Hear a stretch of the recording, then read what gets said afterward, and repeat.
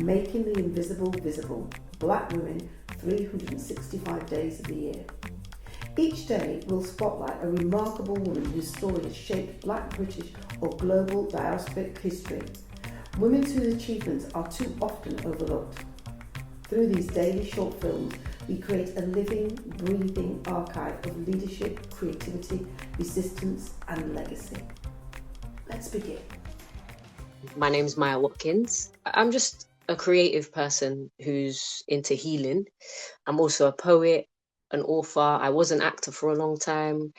I was also a youth worker for 17 years, working with young people in and out of prisons. I'm a sound healer, a Reiki master. I'm also recovering from a brain injury, so I kind of use health and wellness, mix it with creativity. I love working with different people. I love, anything creative, anything healing. Yeah, I just kind of go with that motto is if it's not healing or creative, then I'm not really doing it. So yeah, that's a bit about me. Before I had this brain injury, I was working 4 jobs. So I was working in a bar, I was an actor, I was working with young people in 2 different facilities.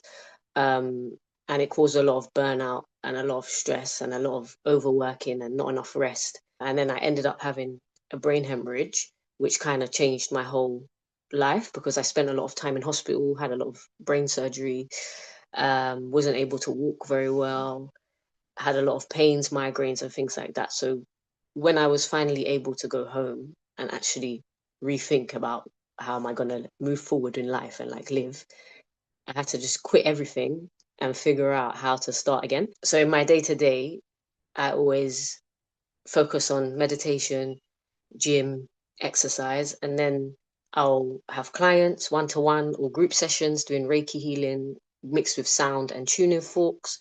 And then on other days, I might be doing a poetry show where I read some of my poems and do spoken word and work with young people, or I bring poetry into like hospitals, or I do a bit of acting. It's every day is different, and I like it because I'm not really a routine person. So I love this life, like the new way of living, of just being free and being able to say no to things if my own health is not up to scratch that day. So yes, it's very flexible and fluid, and that's what I love. So yeah, every day is different and I love it.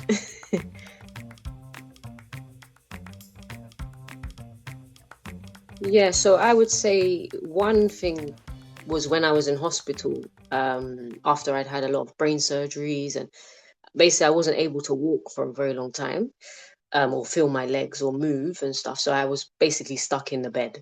And I had a lot of depressed and anxious days where, I felt like, is this life worth living? And I remember it was a night shift for a nurse, and she could tell that I was just not in the mood. I was just depressed. I was crying. I was sad. I had headaches. I was just on morphine and things like that. And she mentioned to me, "Why don't you, when you leave here, why don't you have a Reiki healing session?" And I was like, what's that? Like, what's Reiki? Like, I'd heard of it, but I'd never had a session. So I was like, oh, whatever. Like, okay, I'll give it a go because nothing else is working right now. So I was like, I'll give it a go. So when I finally was able to leave hospital after like a month, I found a Reiki practitioner in my area and I booked a session. And that session was the one thing that led me to where I am now, because I had felt so many different things during that session, like heat. I'd seen colors, I'd seen visions. For the first time, I'd felt my legs, and for the first time in months, I was able to sleep more than 4 hours without waking up. That moment, just being depressed and anxious and sad and like not knowing where my life is going to take me, and then having a nurse. And nurses, they don't really mix the holistic side with the medicines. Well, they kind of do, but not openly. Like I just have to give thanks to her because I think she's the one person that sparked my journey. Yeah, so I guess it's part of this brain injury is people don't know that I've had it because I look young, I'm fit and healthy, like I still go to the gym, I still do my exercises, my physio, and I'm like always smiling, I'm always like happy and bringing vibes. people, when they find out that I had a brain injury and I'm still recovering, or they see me with a stick, they're like, "Oh, what happened? Like, what happened to your leg?" And I'm like, "Oh, nothing happened to my leg. It was a brain injury that caused mobility issues with my legs." So that's always been a weird thing for me. And even just when I have to travel or be independent for myself, like getting on the train or going to airports and things like that, it's people don't know that you have like a visible invisible disability. Yeah, I think it's just made me a bit more mindful about my own journey as well as others. The one thing for me is I'm quite a spiritual person. Even if I'm busy or even if I'm in a really down kind of mood, I will still try and make 5 minutes just for breath, for meditation, for prayer, to try and always be grateful. Like I always do like this reciting thing in my brain before I go to bed, like what am I grateful for today? And it could be small things like, oh, I had a nice hot chocolate, or I woke up, like I'm alive, I have a bed, I have a home, I have family, I have friends, like just the small wins and the big wins.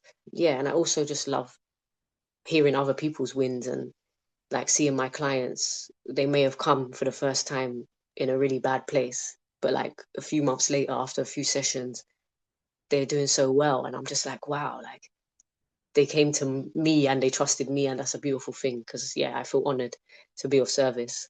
Yeah, those are the things I would say. And also traveling. I love spending time back home in Jamaica. I just feel healthier, the sun, the food, the music, the people. Yeah, just surrounding myself with like-minded people who inspiring people and listen to music.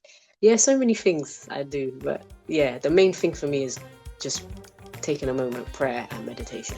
Thank you for joining us for today's story. Making the Invisible Visible is our commitment to ensuring that Black women's histories and contributions are recognised, valued and kept in daily circulation.